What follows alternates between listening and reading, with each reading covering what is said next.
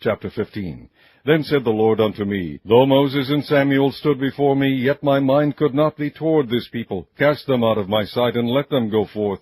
And it shall come to pass, if they say unto thee, Whither shall we go forth?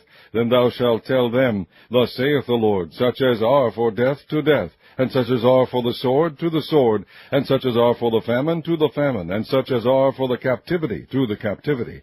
And I will appoint over them 4 kinds, saith the Lord, the sword to slay, and the dogs to tear, and the fowls of the heaven, and the beasts of the earth to devour and destroy. And I will cause them to be removed into all kingdoms of the earth, because of Manasseh the son of Hezekiah, king of Judah, for that which he did in Jerusalem. For who shall have pity upon thee, O Jerusalem, or who shall bemoan thee, or who shall go aside to ask how thou doest?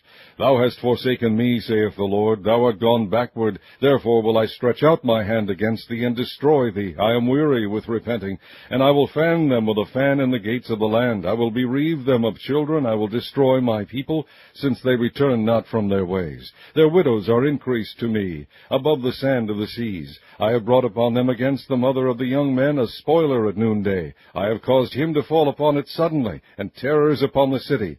She that hath borne 7 languisheth. She hath given up the ghost. Her son is gone down while it was yet day. She hath been ashamed and confounded, and the residue of them will I deliver to the sword before their enemies, saith the Lord.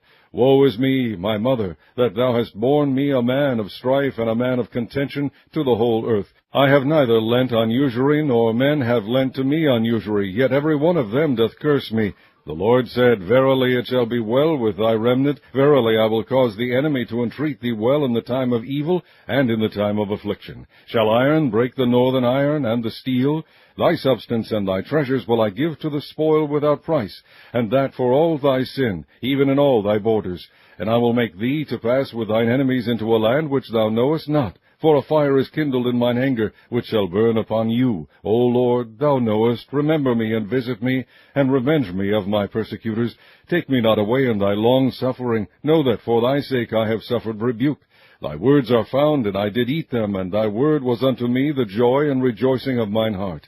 For I am called by thy name, O Lord God of hosts. I sat not in the assembly of the mockers, nor rejoiced. I sat alone because of thy hand, for thou hast filled me with indignation. Why is my pain perpetual, and my wound incurable, which refuseth to be healed? Wilt thou be altogether unto me as a liar, and as waters that fail? Therefore thus saith the Lord, If thou return, then will I bring thee again, and thou shalt stand before me. And if thou take forth the precious from the vial, thou shalt be as my mouth.